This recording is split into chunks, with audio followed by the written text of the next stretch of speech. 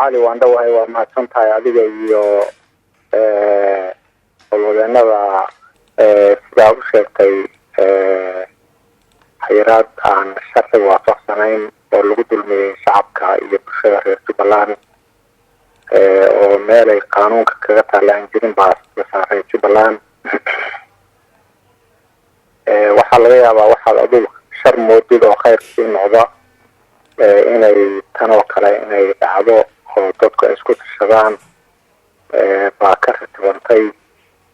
sharci ahaan xaq u leedahay Jubbaland inay shacabkeeda adeegyada ay u baahan yihiin inay dhamaystirto ama waxa karaankeeda ay samayso taasayna ka mid tahay middan hadda maanta waqtiga keentay waqti waxay isugu jireen madaxweynihii hore galmudug cabdikariin guleed madaxweynihii hore koonfur galbeed shariif xasan sheekh aadan xildhibaano federaalka wasiiro hore federaalka madax soomaaliyeed oo fara badan baa saareyd marka alxamdulilah nabad bay ku yimideen guryihii martida loogu talagalay martida in la dejiyo baana hadda lala kala aaday hagaag waxaa la isweydiinayaa maadaama madax uu ku jiro madaxweyne shariif sheekh axmed muqdisho lagu celiyey oo xaalado kale ay ka dhasheen madaxdan idin soo gaartay ee isugu jira xildhibaanada iyo labada madaxweyne xagee bay soo mareen diyaaradoodu xagee bay martay diyaaradan toos waxay uga soo duushay Nairobi Kismaayona toos soo degtay waxaynan hadda kadib bilaabi doontaa safaradii rootiinka ee caadiga ahaa qofkii shacabka reer Jubbaland iyo ciddii dani ee kasoo gasha intaba diyaaradahani way ka adeegi doonaan haddii la yidhaahdo waxayna si caadi ah uga shaqeynayaan waddanka oo dhan maxaa yeelay sharciga sidaa noo ogol sharciga caalamiga noo ogol kan Soomaaliya noo ogol waa xaq state-ku uu leeyahay imaaraadka inaad waa taqaanaa waxaa jira shirkadda Imaaraat iyo shirkadda muxuu ahaa العربية هي شركة ليلة محوها الاتحاد منا وحالة أبو دبي منا وحالة دبي منا وحالة شارجة مركا وحان رجينا يعني يستيجيلا كلنا أي نقودين دونان وبوتلان أي يلم دونتو بوتلان إيرويس أو يدو ليبا هاي يستيجيلا كلنا سيدو كلا أي يلم دونان مركا arrin lagu farxo oo Soomaali guud ahaan ay ku faraxday gaar ahaan shacabka reer Jubbaland ay si gaar ah maanta ugu farxayaan baada muddo cunaqabateynta ay saartay dhibaatooyin fara badan ay dhaceen oo markii qisaska laga sheekeeyay ama laga warramo runtii aad walwalaysay muwaadiniinta dhibka gaaray dadka qaar waxay isweydiinayaan diyaaradda Jubbaland ka degtay ka soo tagtay Nairobi waa maxay xiriirka ka dhaxeeya Nairobi iyo Kismaayo xiriirka calaaqaadka ka dhaxeeya shirkadaha iyo diyaaradaha ganacsiga Soomaaliya qaarna ay u duulaan wadamada deriska qaarna ka fog iyo Dubai ay u duulaan bay la mid tahay wax farqi oo u dhaxeeya ma jirto dhanka kale diyaaradda maanta madaxdan soo qaaday ma waxay wadataa magaca Jubbaland ma waa diyaarad kale oo ganacsi diyaaraddan waxay wadataa magaca Jubbaland State bay wadataa asaasina ku howlgalaysaa haddii la yidhaahdo keligeedna ma ahaan doonto waana rajaynayaa in waxa wanaagsan waa la iskaga daydaa isteedyada kalena inay ku dayan doonaan oo marka dambena loo gudbi doono Somali Airline waayahay iyo shirkadaha ama isteedyada ha noqoto ama heer federaal ha noqoto maduulimaadkii koobaad oo diyaaraddaas diyaaraddan ay samaysaa madaxda kale ku xayiran xamar ay ku jiraan labada madaxweyne Sheekh Shariif iyo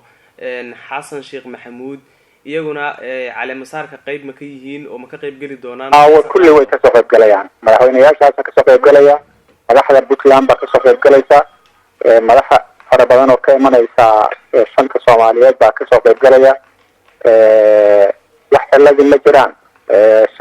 sharci ahaanna inay xaq bay u leeyihiin muwaadinku inuu meeshu rabo xorriyad tanaqul helo oo meeshu rabo uu dhoofo waana la casuumay oo state baa casuumay xubinka dowladda federaalka soomaaliya. hagaag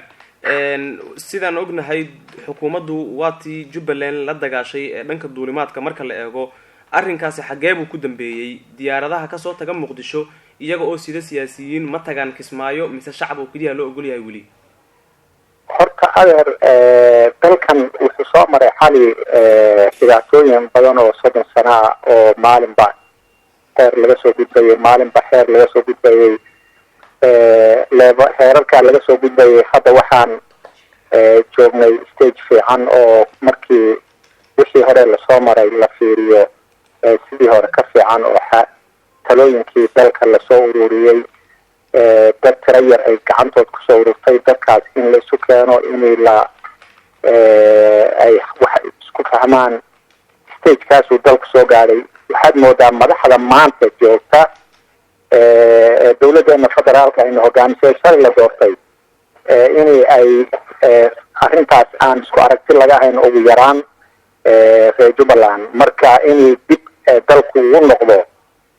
walwalkaasaan ugu jira inay arrintaasi ay sababto in dalkan dib u noqdo. waxaan rajaynayaa inuusan dib dalkan u noqonin caqliga u shaqeeyo madaxda Soomaaliyeed shalay la doortay loo hanweynaana ay u soo noqdaan bulshadooda iyo isteediyada ayaga ogol oo aynan iskaga dhigin inay intan ka sii durugsan tallaabooyin la qaado. Jubbaland ma aaminsan tahay in baarlamaanka maanta gaar ahaan golaha shacabka oo warqad soo saaray laguna sheegay in 9 bishan oo 4 kuna beegan maalinta caleemisaarkiina si loo qalqal geliyo in loo soo saaray warqadaas oo aan ka wado maxaa aad ka aaminsantiin in la isku soo beego maalinta caleemisaarka idinku madaxweynaha loo qaban lahaa oo aad mas'uuliyiinta Jubbaland ku jirto iyo maalinta ma keenayso adeer wixii warqad lagu beegay iyo waqti lagu beegay iyo dadka oo la bareeshar gareeyo la cadaadiyo waxaan aan mar walba ka digayna leenahay Soomaalinimada oo ma fiicina dhaqanka wanaagsan ee Soomaaligana kuma fiicina taan leenahay weeye. anaga waxaan ka hadlaynaa waxa weeye sharciga hala dhawro dowladda federaalkana sharciga naga dhaxeeya hala dhawro hawada iyo dadka iyo dalka waa xuquuq dadka ka dhaxaysa oo isteediyada iyo muwaadin kasta uu xaq u leeyahay hawada cid gaar oo male inay bulshadu ay tashato oo ayahooda ka tashato dastuurku ku cad yahay ayahoodana dadkan way ka tashadeen oo ciday rabaan bay inay doortaan sharcigu ogolaaday.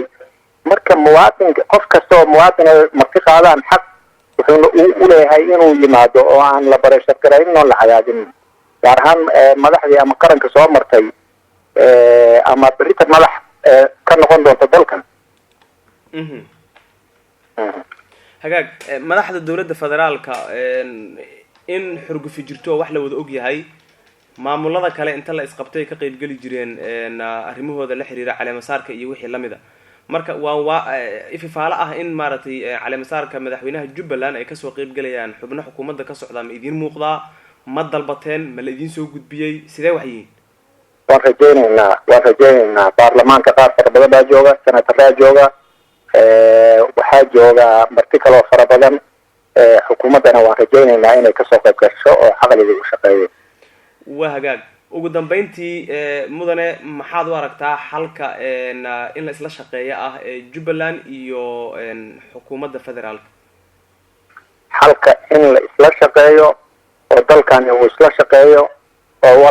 walaalo uu ku shaqeeyo arrintaasaan aada u soo dhaweynaynaa. dalku siduu ku shaqeyn karaana waa sidaas. madaxweynaha Jubbaland wuxuu sheegay in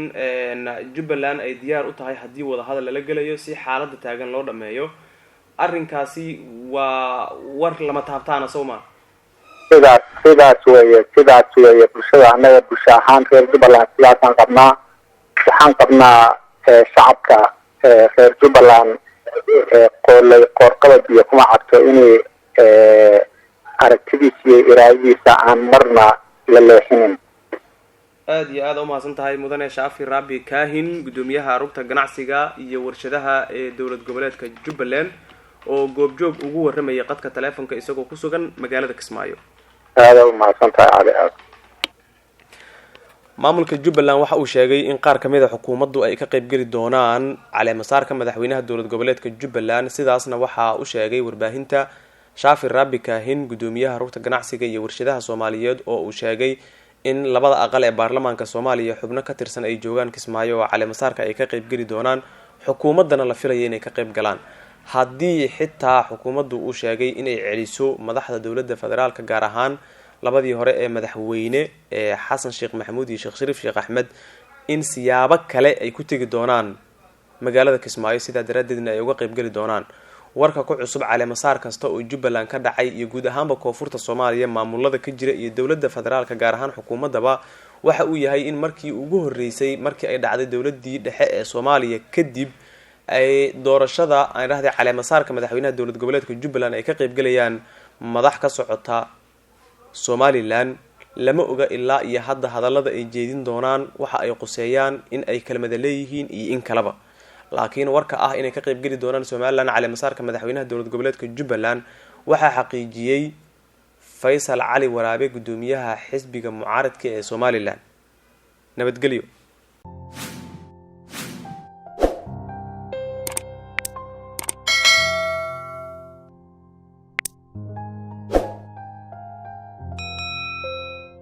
waxaa dhammaanba bulshooyin Soomaaliyeed la socodsiinaya in magaalada Ankara ee xarunta dalka Turkiga looga furay shirkad weyn oo lagu magacaabo Villa Real Estate oo qaabilsan guud ahaanba arrimaha guryaha. Shirkadda Villa Real Estate waxa ay si sharci ah uga diiwaan gashan tahay dalka Turkiga waxaana ka howlgala shaqaale aqoon sare u leh howlaha ay qabanayaan oo ku hadla luqadaha kala duwan sida af Soomaaliga, Ingiriiska iyo Turkishka. Waxay kugu talagaleen inay kugu qidmeeyaan sida ugu sarreysa iyadoo weliba ay aad ku soo dhaweynayaan. qiimaha marka aad qayb dhiibtaan qaybaha kale waxaad ku dhiibi doontaan si tartiib ah iyadoo wax riba haba yaraatee aanay lahayn. Villa Real Estate waxay xarumo waaweyn ku leedahay magaalada Ankara ee dalka Turkiga magaalada London gaar ahaan dhinaca bariga 473 ee High Road Leighton magaalada Muqdisho iyo waliba magaalada Jigjiga. Hello, this is Gülten Taşkın from Villa Real Estate. I speak English and Turkish. Please feel free to contact me for any questions. Thank you. meel kastoo aad joogtaan yaa la moogaan inaad la xiriirtaan maamulka sare ee Villa Real Estate ee magaalada Ankara iyadoo telefoonada shaashada ku yeelana aad kala xiriiri doontaan.